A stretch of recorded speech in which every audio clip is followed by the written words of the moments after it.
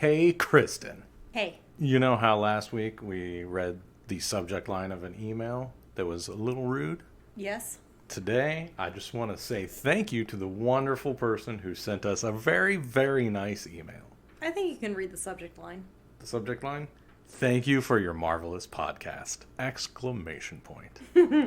They did ask to remain anonymous, but thank you so much. You made our day and week, and also we didn't know what to do. Kristen kept asking, why are people listening to this? And I said, because we're good. And honestly, this person said, I agree. Yes. So thank you very much. That we really appreciated the email.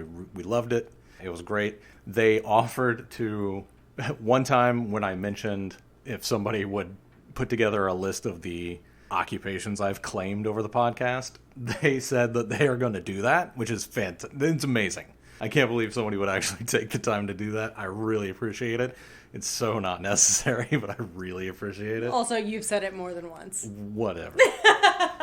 I'm very curious at this point because I have no idea what your profession is. Yeah, I have no idea. I live with you and I'm just like, how was your day? And you're like, it was a day. And I'm like, were you a doctor, lawyer, cobbler? Dr. Cop Lawyer. Yes. That's all we had for the beginning of this. We don't really have a whole lot. It's a very good episode. It's already very long, so it didn't need an intro.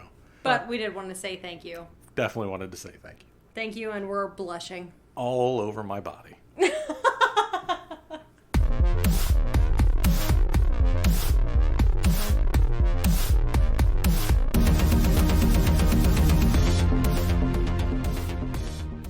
Greetings, listeners, domestic, international, and extraterrestrial.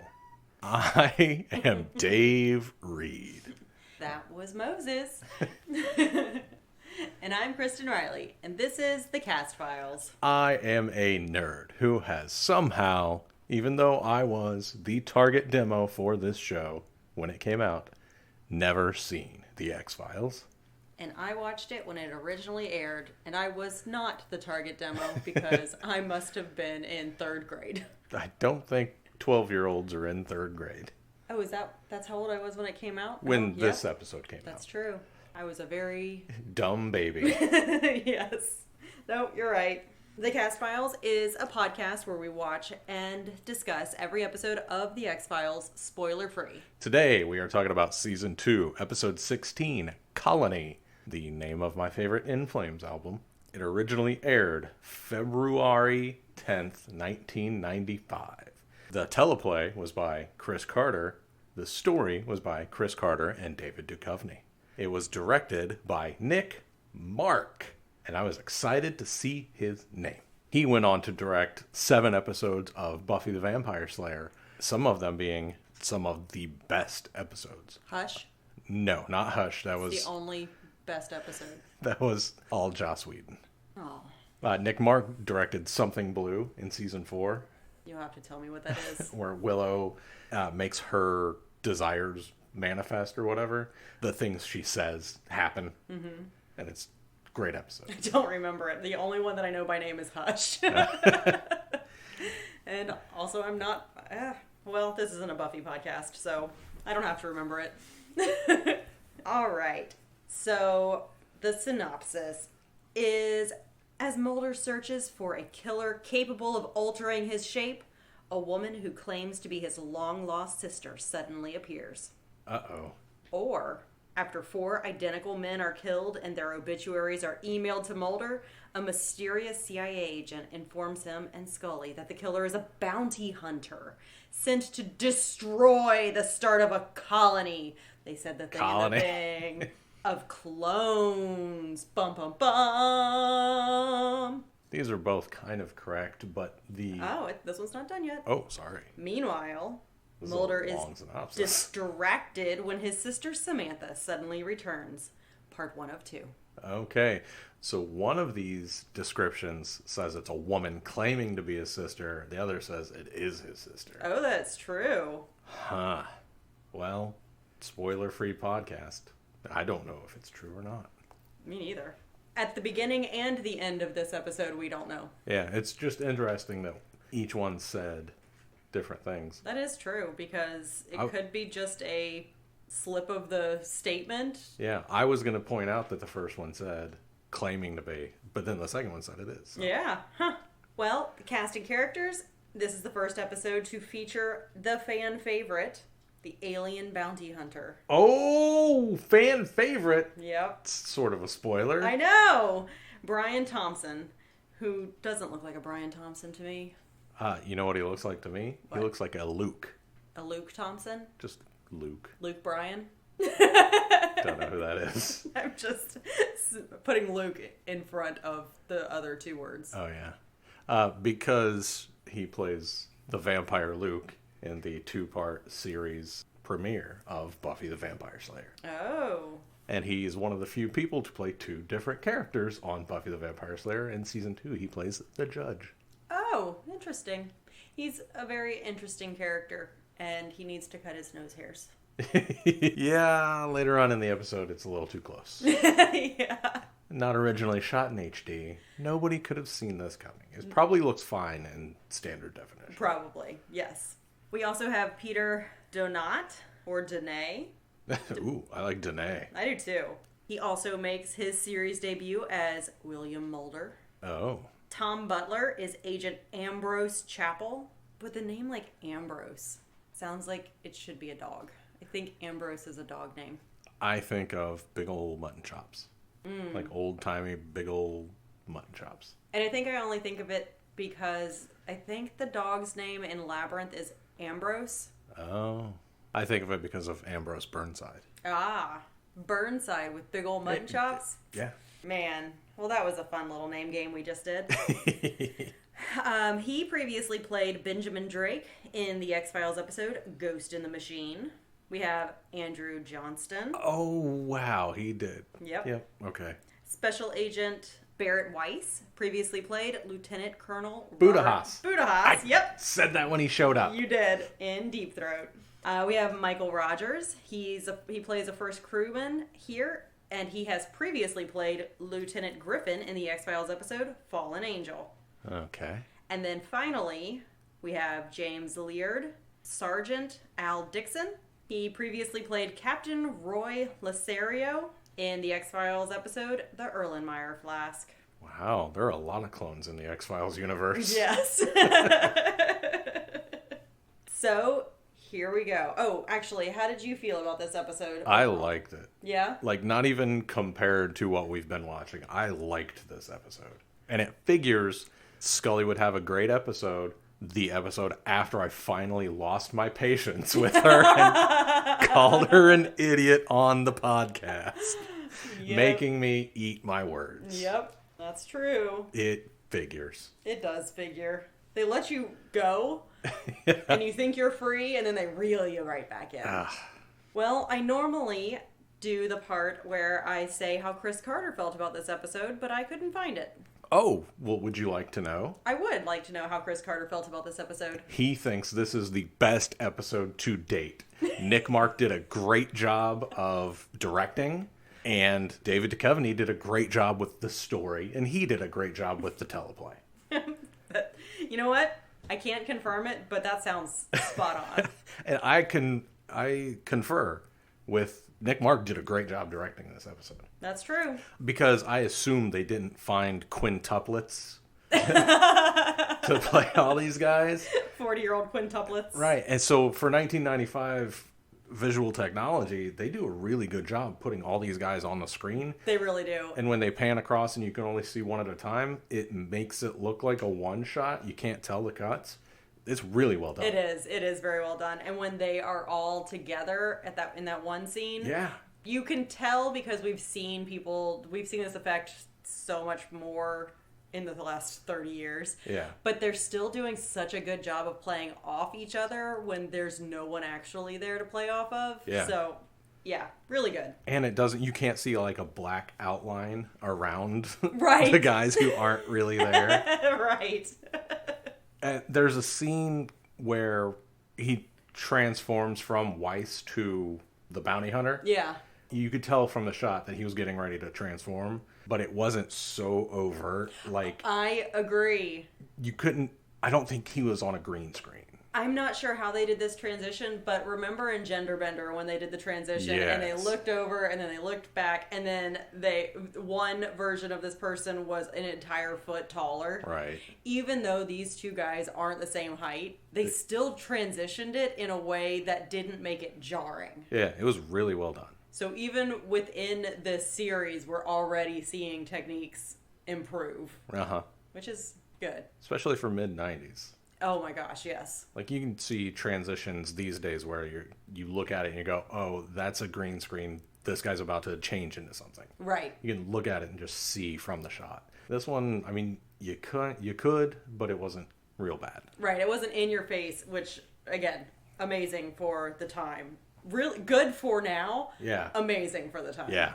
All right, let's get into it. So we start off with a Mulder voiceover. Remember, we were going out on voiceovers a lot there Now for a we're- while? yeah, now we're coming coming in. He says, speaking of his sister, he's speaking of his sister, the vague memories of his sister's abduction, his fragile faith, and his belief that the aliens are among us and starting to colonize. Mulder is being frantically wheeled into a hospital in a state of severe hypothermia, and the doctors are panicking, which is exactly what I always look for in my doctors. Yeah. They end up placing him into a tub of warm water to raise his temperature, and we're already going off on this one because I said, I don't think that's right. And I am not a medical doctor. Are you a medical doctor this time? Today? No. Not Okay. today. Not today. Okay. I will Well, concede to you on this one. I've been thinking about this scene and the treatment for hypothermia all week. Okay. It was like 75 degrees outside today. So, but I was still thinking about it while we were there. So I'm ready in case of hypothermia. Okay, good. And I would like our listeners to also be ready. Okay, good. Because not everybody lives in a place where it's 75 to 80 degrees in February. February. You just keep doing that. So, first aid tips. I won't read all of the details, but I'll give you a couple of things. You do want to remove the wet clothing, which they do. They do remove his clothing. You want to cover the person with blankets. So, already we're departing from what they did in the show because they decided to get him wetter. Yes. And first aid is take off the wet, put on the dry. I think they're treating him for frostbite. I didn't look up frostbite because that's not what they said. No, you're right. They're supposed to be treating him for hypothermia, but what they're doing is treating him for frostbite.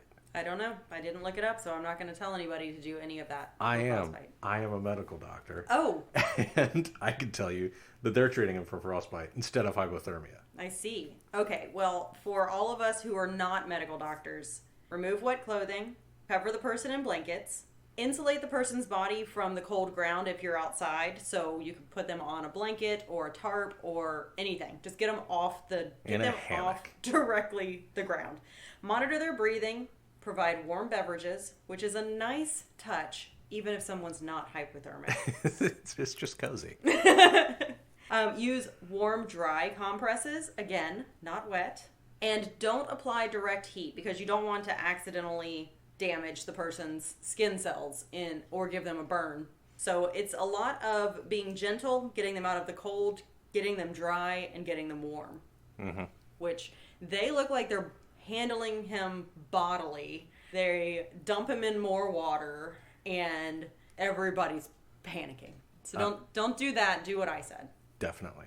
And what I said came from the Mayo Clinic. So Did you notice that his eyes were puffy and Yes. his nose was red? yes, I did. Just like in the Erlenmeyer flask, when the alien clone guy gets shot and his blood vapors get in the air. Oh, that's true. Good call. Yeah.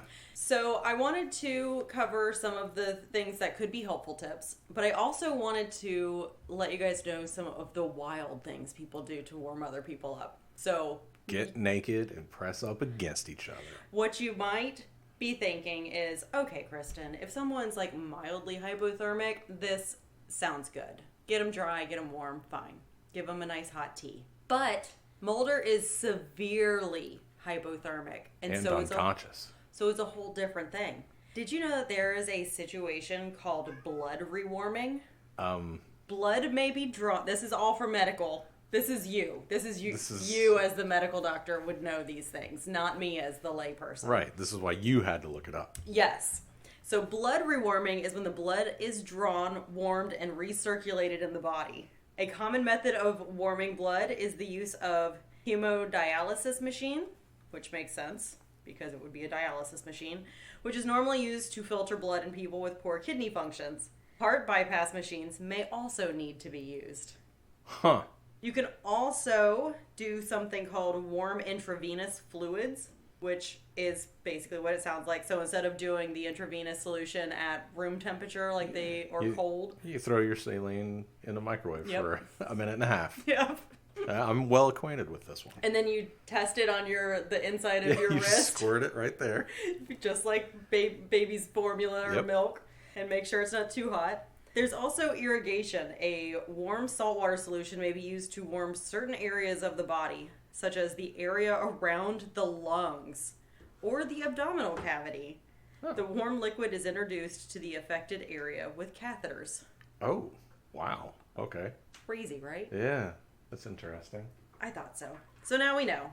And we're still in the cold open. Scully bursts through the door and desperately tries to tell the doctors that the cold is the only thing keeping him alive, and that warming Mulder up will kill him. And this is the very first time in my notes I say, what?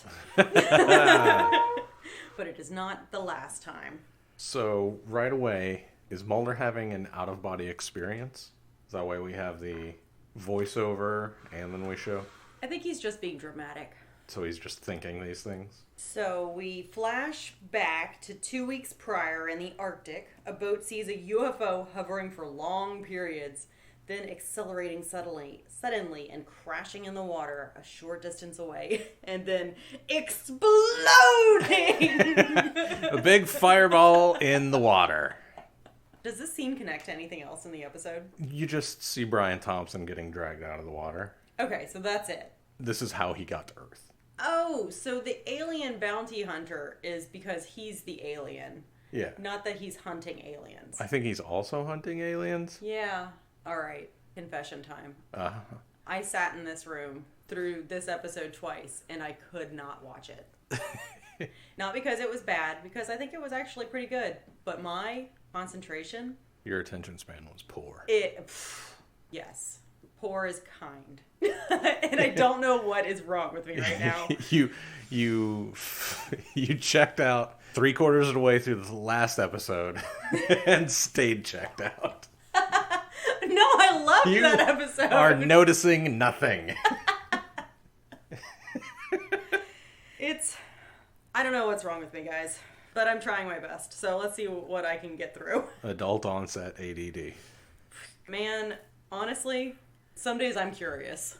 All right, so the boat people embark toward the crash site, and that's the last that we see live on site, right? Because the next that we see is on the news. On the news. Then we go to an abortion clinic in Scranton, Pennsylvania.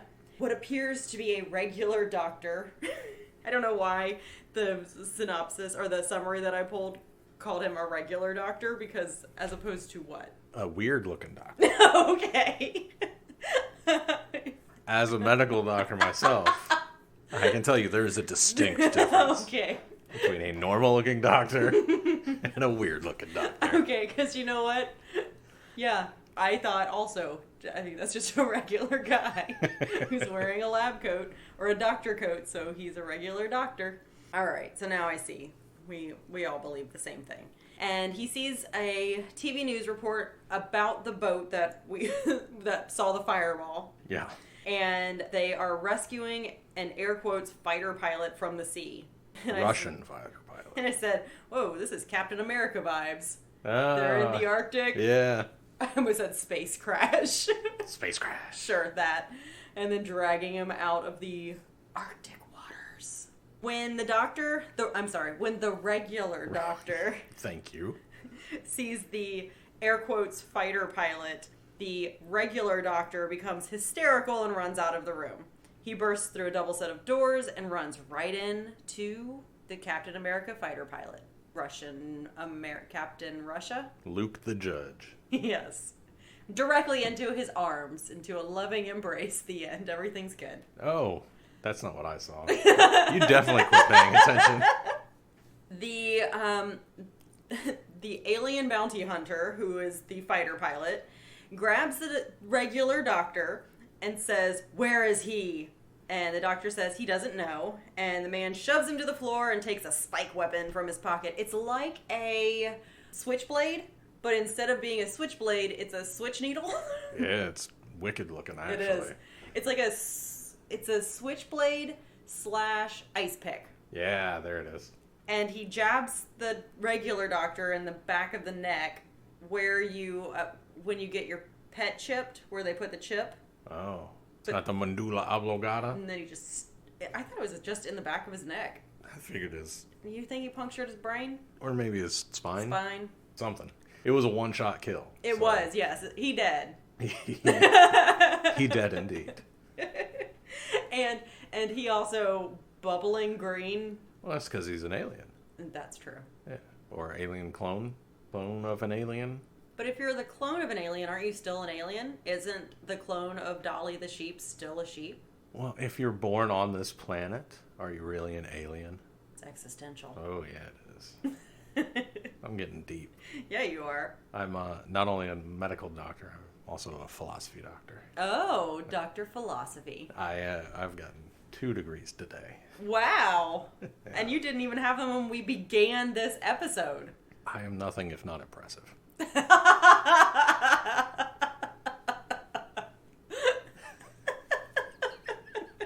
That is impressive, you're right.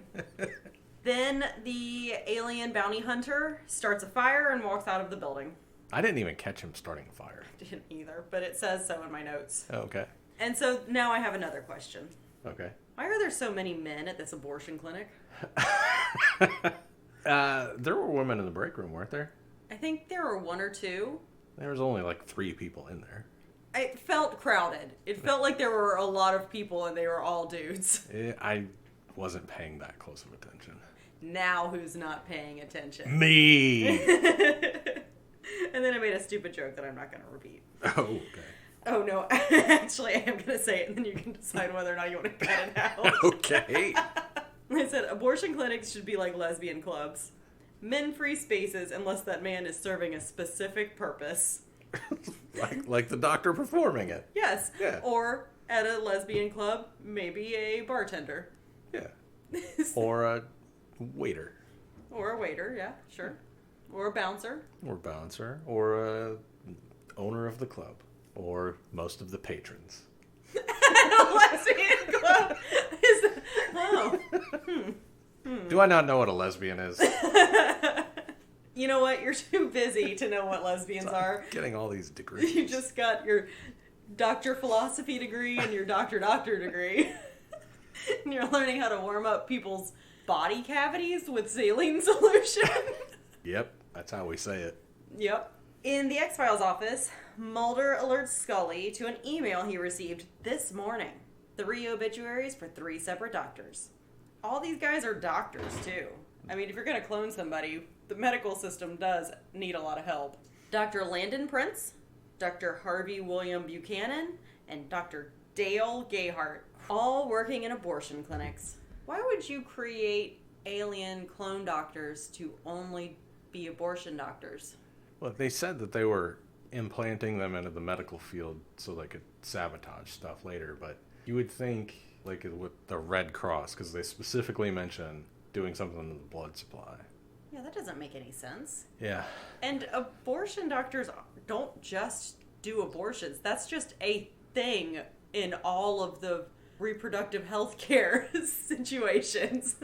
That's like one tiny little sliver of what doctors do. Yeah, I don't... Is it because 2 men wrote this?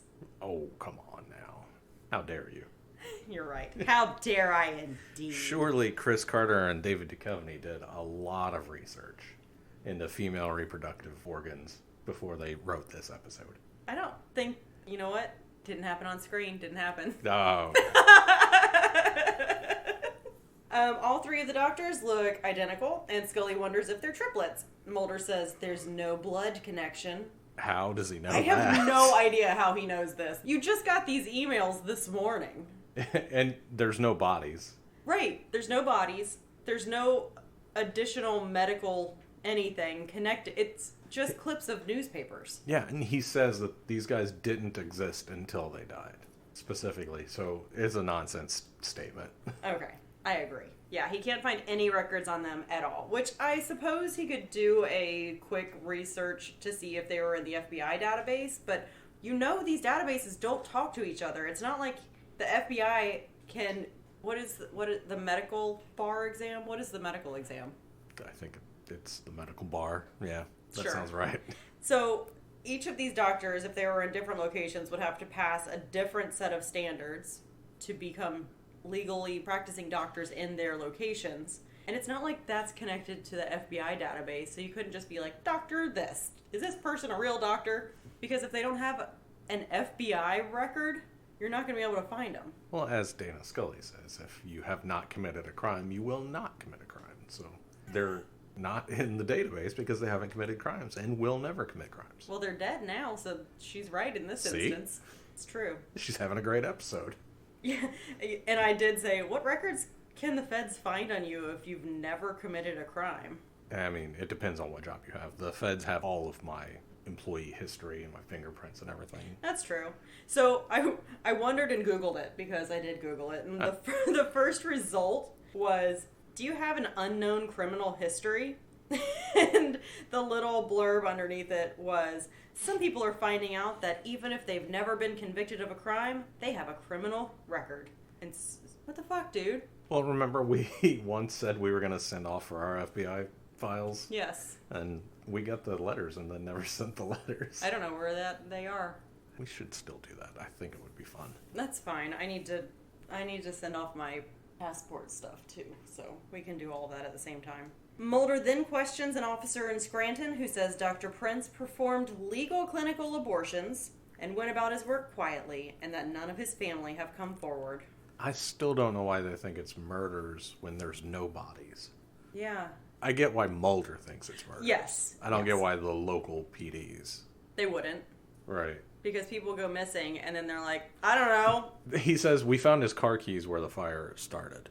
But okay. We know, based on all of the history of how cops refuse to do their jobs, that if a person goes missing, if they are legally an adult, the cops will not look for them. And all three of these men are legal adults.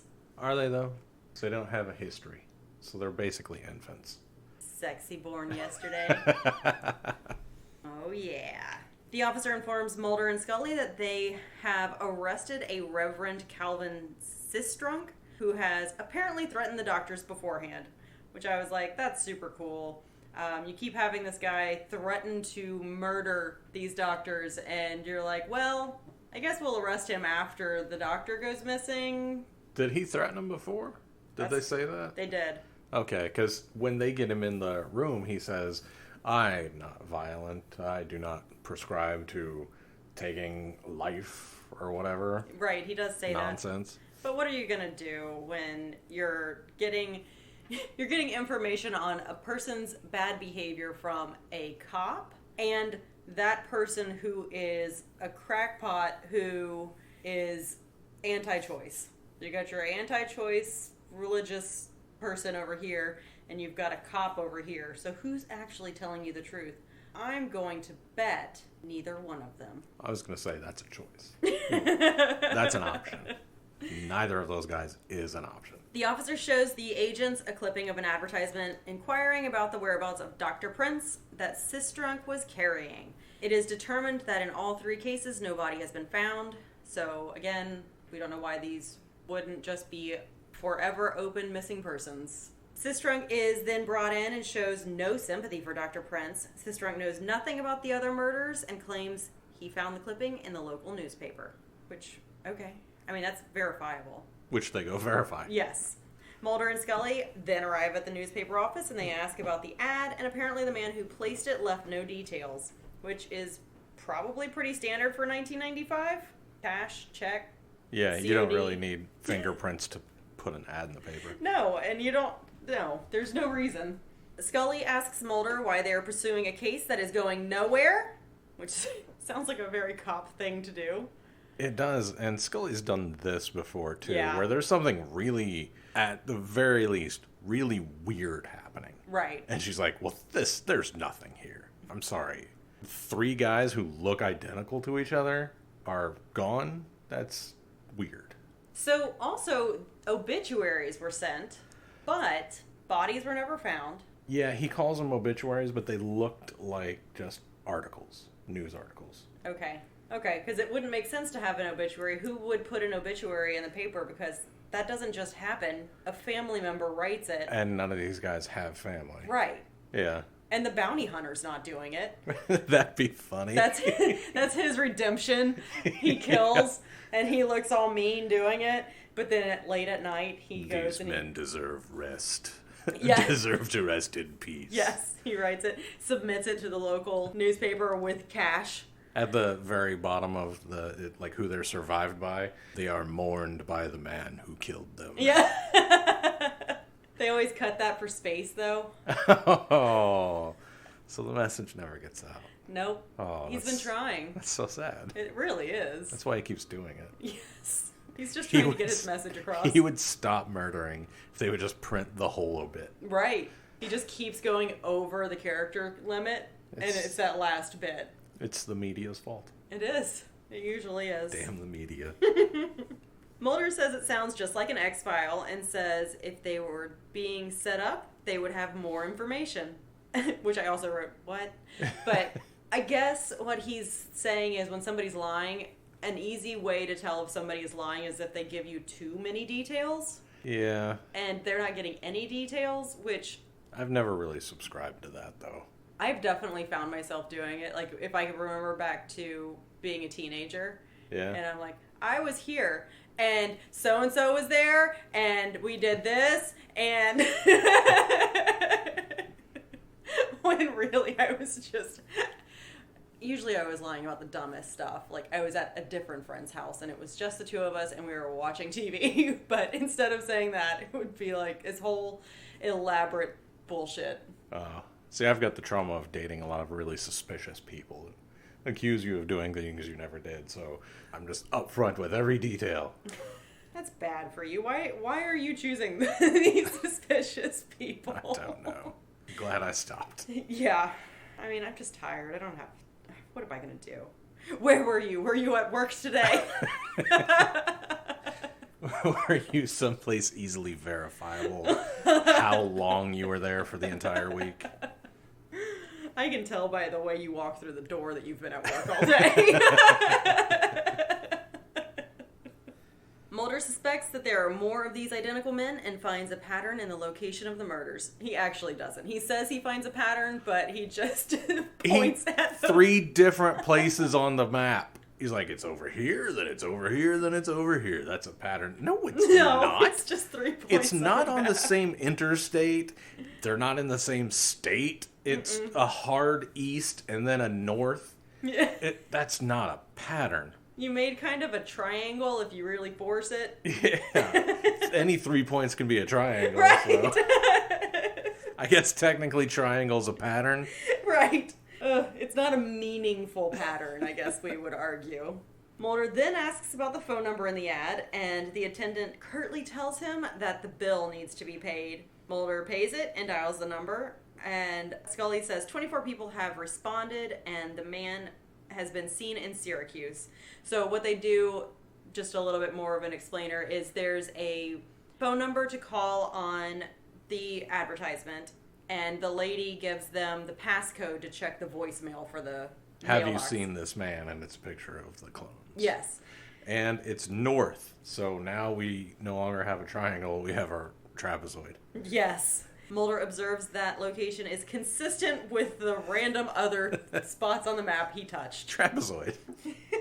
Special Agent Barrett Weiss answers a phone call from Mulder, who asks him to find and protect a Dr. Aaron Baker. Weiss says he'll help and contact him with an address as soon as he can, which he does. Weiss arrives at the house of Baker, but before he knocks on the door, he pulls a super cop and watches this man get murdered and then doesn't stop it and doesn't help. And then he comes in the door. Yep. And says, hey! You shouldn't have done that. And it was the alien bounty hunter killing this clone, and then the alien bounty hunter kills Weiss. No, I don't believe he does. I believe Weiss accidentally kills himself. Explain. Alien blood is toxic, and he shoots him 3 times. You're right, because he... Ah. Just like Mulder in the Erlenmeyer flask. You're right, because he does breathe in the toxins. I have a prediction for the end of the episode. You're very, very right. Okay, so he dies, but you're right. The alien bounty hunter doesn't kill him directly. The cop shoots him, as cops are wont to do. Because he moved. I mean, he moved. But he did wait until after the murder was already committed to do anything. And then the guy moved. It's true. He was holding a weapon. Oh, my gosh. But he shifted it. He shifted his weight from foot to foot, so he had to die. Oh, my gosh. Well, somebody died, and then he gets put into his own trunk, and then the alien bounty hunter becomes him and talks to the agents and says, there's 2 weeks of mail in the mailbox, which there wouldn't have been. No, he's lying to throw them off the scent. But they don't also check. Because they think this guy is also FBI. I know, and they seem to think that he's... On the level. A superstar? Is this the guy they think's a superstar later? No. Okay. Well, they think somebody's a superstar because he's got 17 years of... That's the CIA guy later. Oh, okay. That's when I checked out. I was like, there's too many cops in this episode. I mean, it's a show about cops. Right. So we start with 2, and then there were like an entire 3 more abortion clinic of cops. Wow. I swear that clinic was full of men. Just shoulder to shoulder. They were all being there for their partners. No, they weren't. They were being good partners. No, they weren't. Like all men. Wow. Hashtag yes, all men. No! Shut up. I'm leaving. Wow. Ugh. So then we go to Skinner's office, which is funny because the last episode I was like, we haven't seen Skinner in a while, and then he shows up in this one, and I was like, oh, it's like they heard me. They heard me going off on Scully and said, oh, good Scully episode. They heard you going, we haven't seen Skinner. Here he is. Here he is. Skinner demands to know what Mulder was doing in Syracuse, why it was not authorized, and why there is no paperwork. And Mulder says to Skinner he thought that they had an understanding about the X-Files as regards to the unusual cases he works on.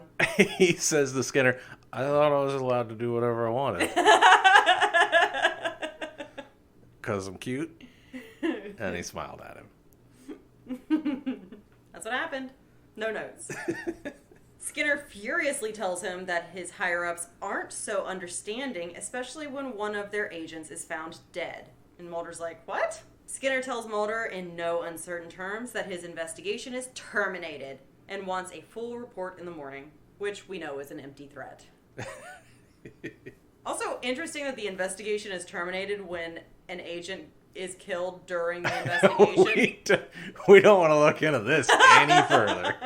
He's dead, and that's scary, and we want to not know anything else. Mulder, I'm scared. Get in your office and do paperwork only. Lock the door and don't let anybody in. Watch for paper cuts. Paper cuts can be serious. In his office, Mulder receives a phone call from Scully where he tells her the latest information and wishes he knew what was happening. Scully is shocked to hear of Agent Weiss's death and tells Mulder to check his email because she's been sent an image of another identical doctor, Dr. James Dickens, who's right there in Washington. That's good because Mulder's not allowed to fly anywhere. Oh, he's grounded. Arriving at Scully's apartment, Mulder is approached by an Agent Ambrose Chappell working for the CIA. Oh, there's the CIA guy. He says he needs to speak about the case Mulder is working on and says he has a story to tell. And he drums his fingers in a temple shape right below his chin. I missed that part. He does it for 4 minutes. Damn. Was I in the bathroom? Yep. Ambrose tells Mulder and Scully that they've known about the identical men for a decade. So I said, we have to stop funding government cops, man. Why? I'm happy to pay taxes, but fuck. Feed and house people and fix the potholes. Don't let these guys follow these men, these identical twins around for a decade. What are you doing? Following identical twins. Stop. I'm revoking your money. Who's going to solve the crimes then? Not them. Yeah, but then they're going to need federal assistance. Okay. Because they don't have jobs. Okay. And we shouldn't help people that need help. No, that's We incorrect. need that money to go to cops. We need the cops to stop following innocent people, which sounds like these doctors are innocent people. They're not. They're clones. No, They're Russian spies. They are not. They do not have... Russians. They don't have any criminal record. They don't have any record at all. They don't even exist. Russia. It's definitely a place with people in it, yes. And sometimes those people leave there. Ooh, they're not allowed. Yes, they are. Nuh-uh. Yes. Russia. No. It's fine. It's really okay. You don't have to follow every Russian person for a decade. Russia. That's pretty much how I feel the 80s and the 90s were. It's what growing up in the 80s was like. Yeah. The Soviets have been working on the genetics of identical twins and isolated the specific DNA material in order to reproduce it. They say, so they're clones? And he responds, by all outward appearances, yes. What about the inward appearances? Wouldn't they be identical on the inside as well, if they're clones? Yes. What a weird way to say that. It really is. The program codename was Gregor, the name given to every clone, and that the first one came in the 1970s. And for anybody who was like, Gregor, which one was that? Gregor Mendel discovered DNA, and he used the basic principles of hereditary determined through pea plants. So if you remember that from high school biology, that's who they're talking about. Wow.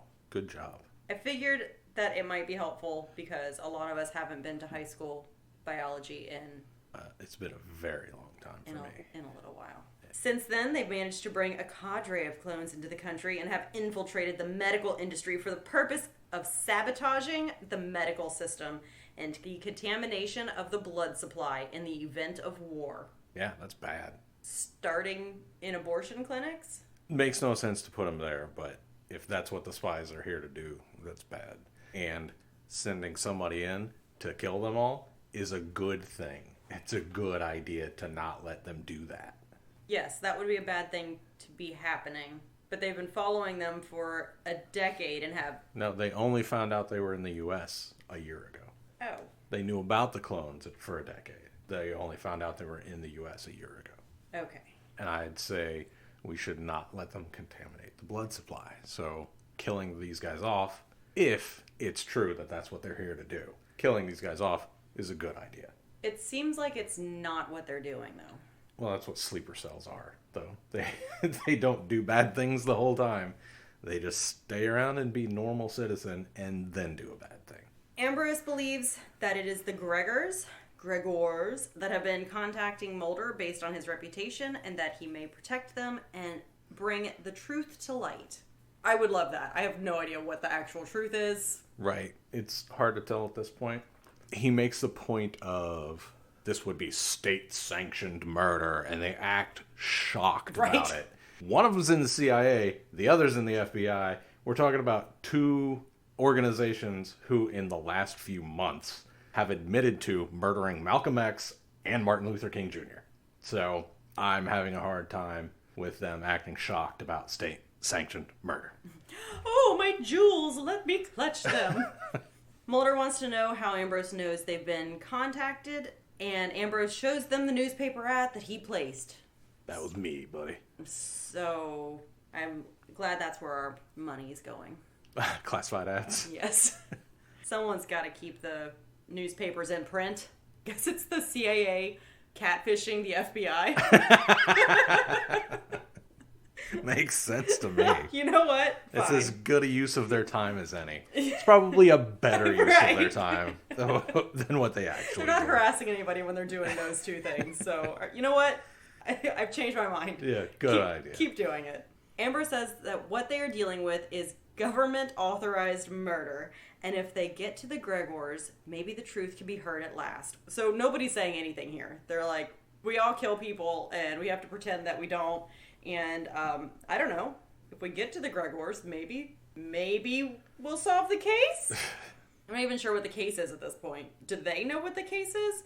Because it sounds like Mulder's trying to save the Gregors, and the CIA is trying to kill the Gregors? No, he's saying that he's there to save them, too, so that the truth can come out. He wants to save them, but he also believes that they're a sleeper cell that's trying to infiltrate the Right. medical industry and poison all of our blood? Yeah, makes sense. Sure. In Germantown, Maryland at night, a Gregor clone is inside a rundown warehouse. He is in a laboratory with glass tanks filled with green fluid and monitoring equipment.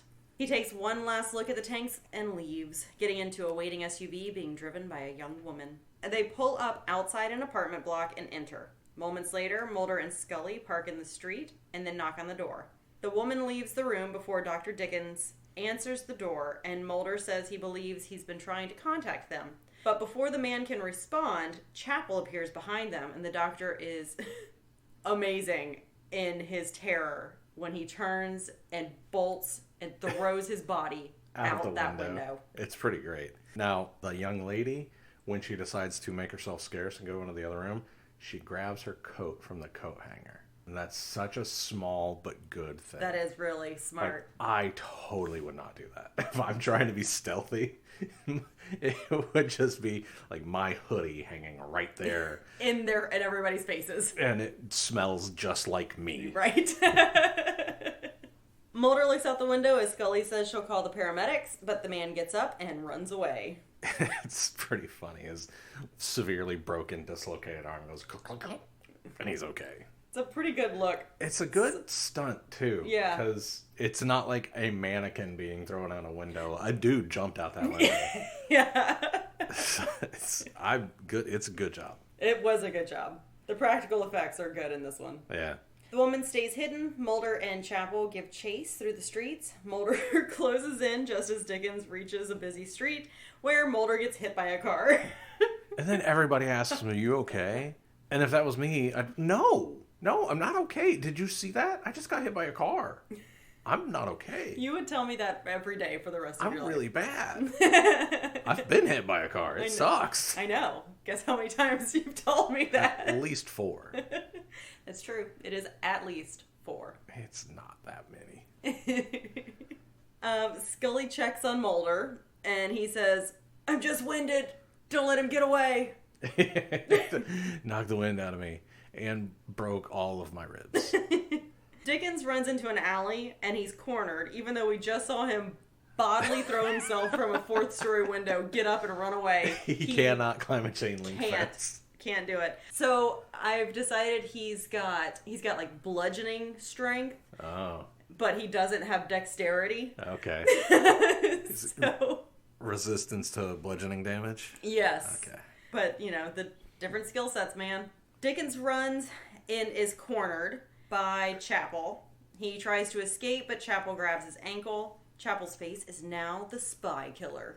And the way it's shot, the first time I watched it, I totally didn't get that it was the same person.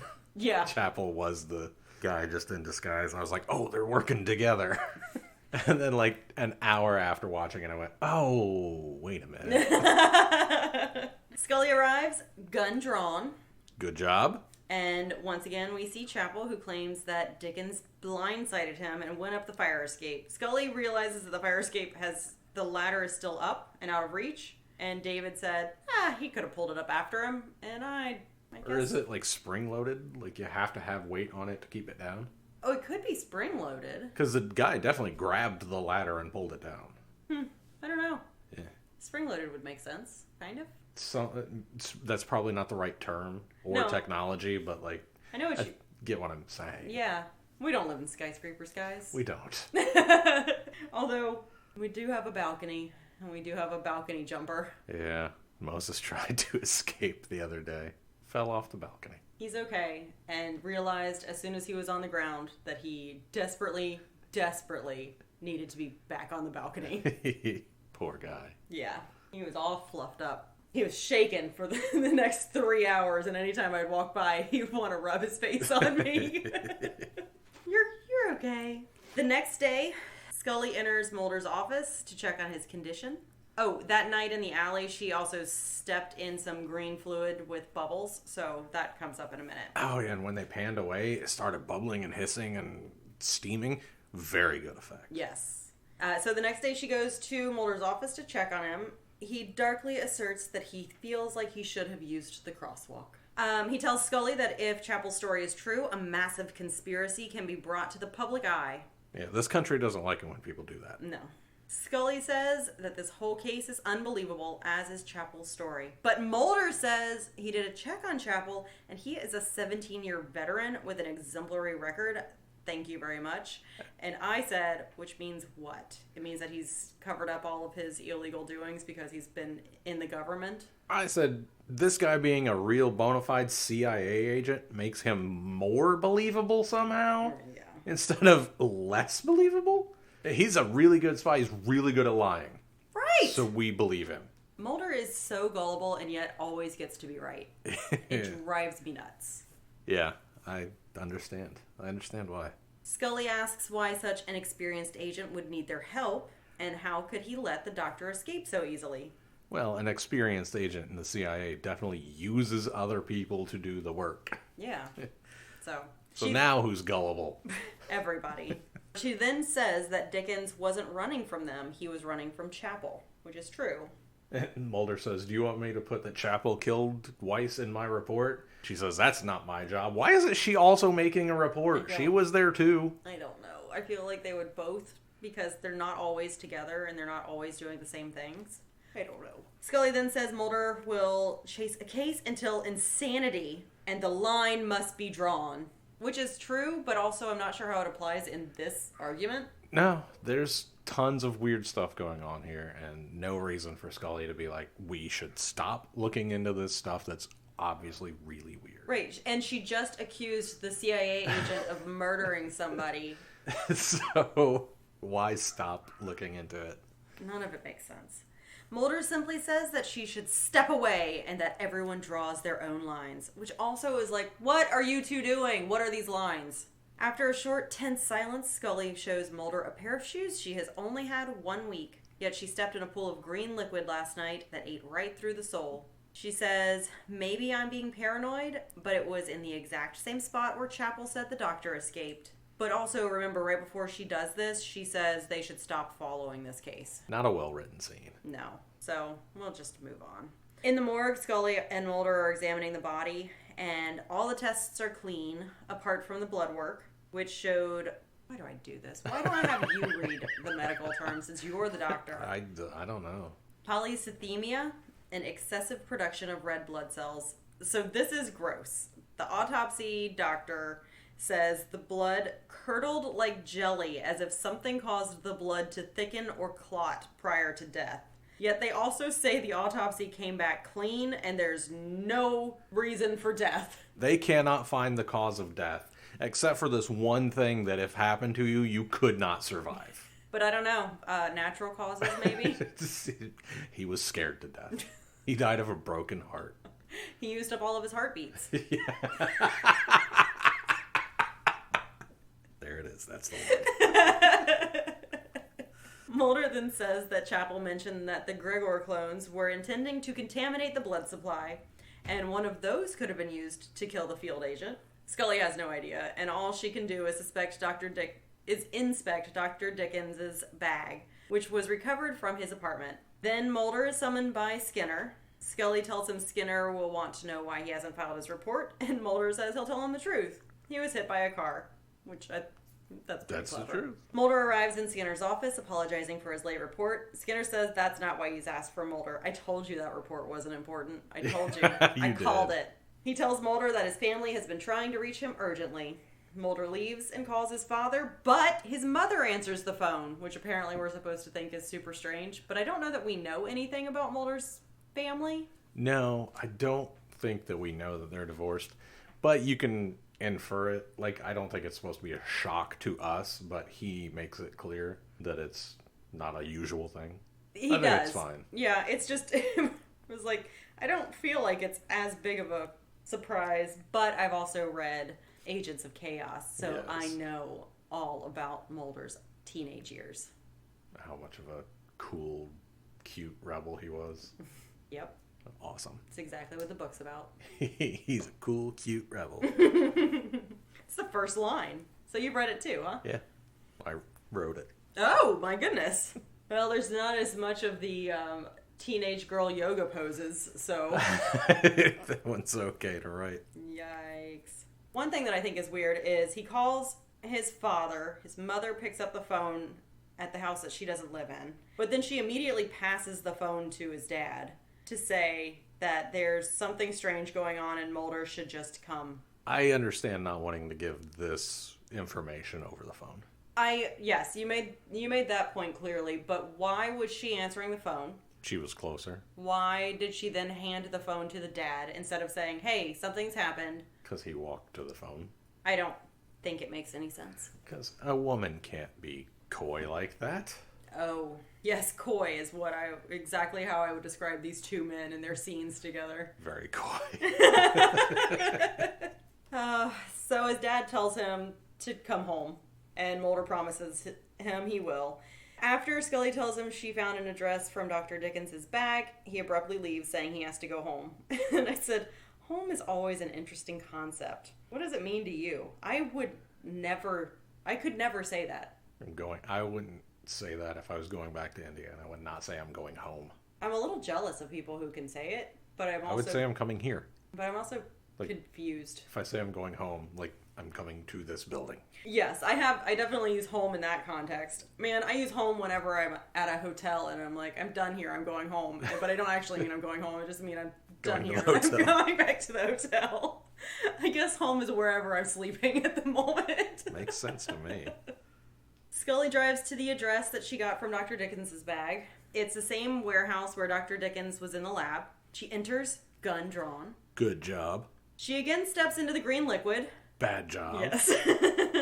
She peeks around a corner into the heart of the warehouse, seeing Chapel smashing the containers full of fluid and squashing the strange biological contents which ooze green liquid. Squish. Yep. Chapel raises his head, alerted to Scully's presence, and pursues her. By the time he exits the warehouse, Scully is already pulling away in her car. Back at Scully's apartment, she calls Mulder, leaving a message on his answering machine telling him that she is worried that she is in danger and that she has been followed. So the best place to go is right back to your house.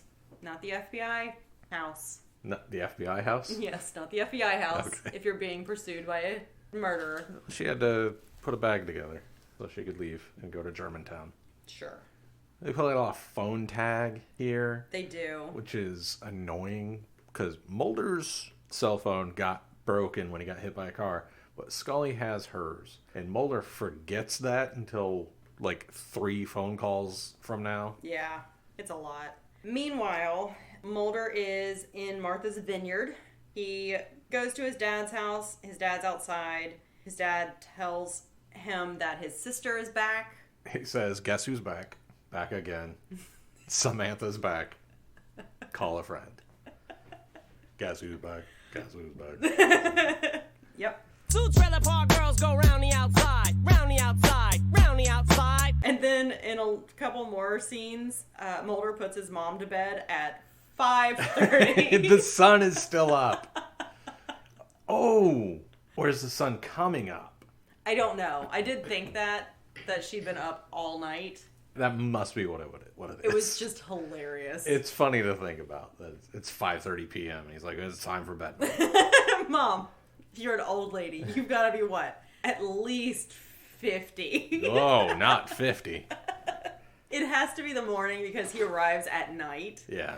But it's just so funny because the sun is obviously up. Yeah. And the clock says 5:35. Oh, it's a lot. Nothing really happens here. We know that he gets to his dad's house, his sister's there, he tucks his mom in, he and his sister talk a little bit. The dad's having trouble communicating. Boomers. Seriously. men in general. Well, they talk, and she tells him that she started having troubles, and she went to regression hypnosis therapy. Yes. The thing we hate on this podcast. Yes. She says she was 9 or 10 when she was returned and has no memory, but was placed with a family who raised her. She knew they weren't her parents, but also couldn't remember her parents or Mulder. She says a few years ago she started having trouble and was diagnosed with free-floating anxiety. Yeah, that sounds like a real thing. So I Googled it. I know what a free-floating apparition is because of Ghostbusters. Oh. But not anxiety. It's like that, but it makes you just real anxious. Oh, okay. But sometimes so it's not. Anxiety with no legs. Yes. All right. And it's not always touching you. But if it goes through you, then you get real anxious. Oh, and cold. Yes. But then if it's just free floating over there, you're just like, you know how people say the elephant in the room? Oh. It's just the free floating anxiety in the room. I see. But I did Google it, and there were no reasonable resources on page 1. I didn't go any further. What a surprise. Yeah, so that's when she worked on regression hypnotherapy, and look at my note. No! Yeah. Suddenly she remembered everything, the abductions, the tests. She seems genuine, or at least genuinely believe what she's saying. Or she genuinely believes Mulder will believe her. Whatever. She then tells Mulder that she is in danger, that she and her father, Dr. Dickens, are being hunted by a man. She was the woman in that apartment. Who was smart enough to grab her coat. Yes. So this girl was abducted by aliens. Yes. Returned to the planet Earth. Yes. And then adopted by other aliens. Clones of aliens. Other clones of aliens. That is unfortunate. It is a lot. It sounds like she had a pretty loving... It's a wild coincidence. It is. She didn't say they were bad or anything. She No. said she started having trouble, which is fine. Everybody has trouble. Yeah, a couple years ago when I was a teenager. Right. I started having some trouble because I realized I couldn't remember anything from before I was 9. I was starting to display abnormal behaviors. Which is normal for a in teenager. Yep. Oh, man. Spending all day around a bunch of teenagers was... It's pretty fun watching teenagers just... Have fun. Yeah, and be in their element without a lot of adult supervision. No direct adult supervision. Yeah. Man, they are just gangly goofballs who don't know what to do with their bodies. It's and funny. It's... Teenage boys who have been tall for 4 months Yes! is funny to watch. It's pretty amazing. And then the girls, the teenage girls, all of them have grown at different rates. So you've got some of the girls who are just the tiniest doll babies. Babies. And then you've got someone else who's 1 year older who's just like, well, that's a woman's body, Jesus. But then she's tripping over her own feet because she just grew into her feet. And then they get in their little groups and run around. I love it. I love Regatta Days. Samantha says that there are visitors here, that they're aliens, and a bounty hunter has been sent to kill them all. And she tells Mulder that he's met the killer and that his lies have hurt many. He won't stop until they're all dead, and he will soon come for her. She is in danger. Which makes it sound like she's an alien, right? Well, let's wait till my predictions. Samantha tells Mulder that Scully won't recognize the bounty hunter as he can disguise himself as anyone. And he does. She says a normal person cannot recognize him, but she can, which is another hint that she's also an alien. Scully is jogging through town and gets on a bus. And I said, what? Because I actually don't remember this scene, but when I read this little bit, I was like, she's jogging through town thinking she was going for a run, and then she got on a bus, and I was like... Because she's going to Germantown. What kind of a run is that? This is when I was fully checked out and looking at Airbnb. Like I can go on vacation. She calls Mulder and again reaches his answering machine. So they're continuing to do back and forth. She leaves a message saying that she'll be at Vacation Village in Germantown. Hell of a name for a hotel. Mm-hmm. She returns to the warehouse, inspects the destroyed equipment, including a pouch containing a tiny baby alien. And it moves. It goes, rawr! Yeah, it does. And she goes, ugh. And it's a little, oh God, it's an umbilical cord, but it's made out of plastic. And it's the sac, the placenta, But it's all made out of plastic Yeah. with the little baby alien on the inside. Yeah. Yep. She's like, why am I picking this up with my bare hands? I don't know, but I can't stop. It's great. I love it. It was pretty good. She looks around and sees another Gregor clone. He runs off, but Scully catches up with him and holds him at gunpoint. She says she won't shoot him, and she insists that he put his hands on the wall, but the clone says she can't harm him. He opens a secret door, and 3 more identical clones emerge. I do love when someone's holding me at gunpoint saying that they're not going to shoot me, because I have a real hard time with that. Just me? The time that I got a gun pointed at me this week, My God. I just took a step to my right. That story is just absurd. It was not aggressive, everybody. It was just poor gun safety. Yeah. It was like the gun wrangler at the X-Files. Yes. So all of the doctors are standing there. It's a good looking scene. They say that they're the last 4 and they must be protected. And if they're not protected, then they're already dead. At Scully's orders, each of the men is driven off by the police with the instructions that they be held in maximum security and protected around the clock. So R.I.P. those guys. Ooh, spoilers. When the police chief asks who they are, Scully simply says that when she knows, she'll tell him. Each man is driven off. However, the bounty hunter is observing the whole operation from the roof of a nearby building, and this is where we see his glorious, glorious nose hairs. This is where standard definition was adequate and high definition is unfortunate. He had Rapunzel locks up his nostrils. Poor Brian Thompson. Yeah, I'm sorry, but he should have had better friends. Mulder calls Vacation Village and asks for Scully. The clerk says nobody has checked in under that name. He Does not call her cell phone. Nope. He tells the man to have her call him when she checks in, and he goes to write something down. His pencil snaps, and he forgets the name immediately. And Everybody in the show is bad at taking messages. Everybody. Which is why you should call people's cell phones. Yes.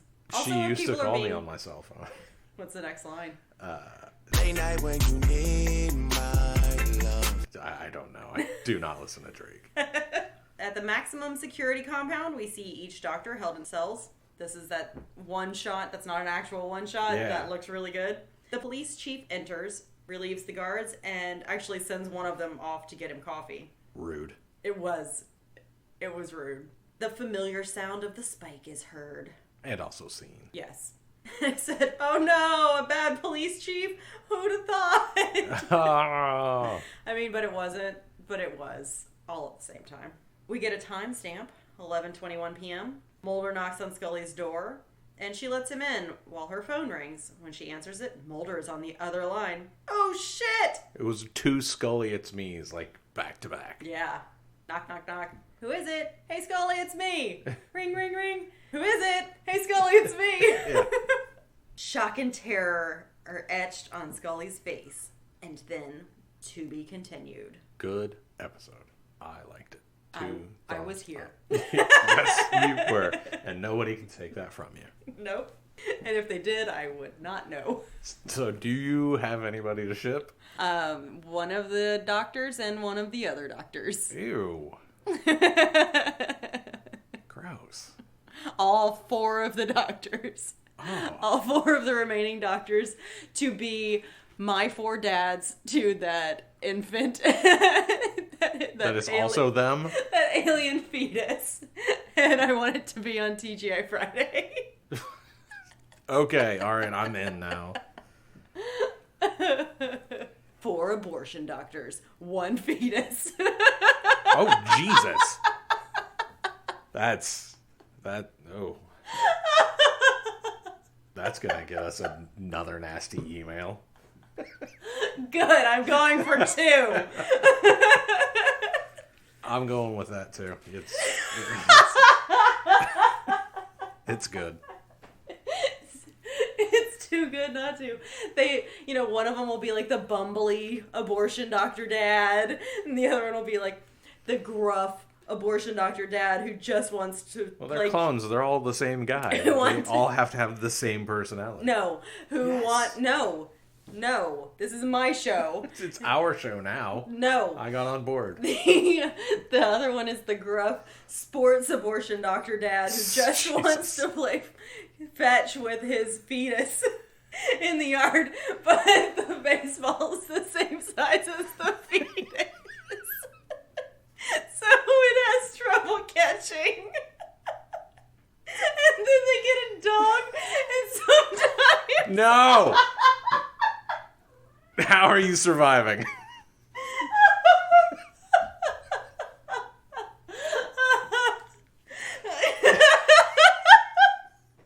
I knew it was going to go off the rails like that. I don't want the Jim Henson Company to be involved for this puppet. How am I surviving? I don't know. I'm not. I just wrote this whole show and somebody's going to come after me. How are you surviving? I'm joining up with the alien bounty hunter.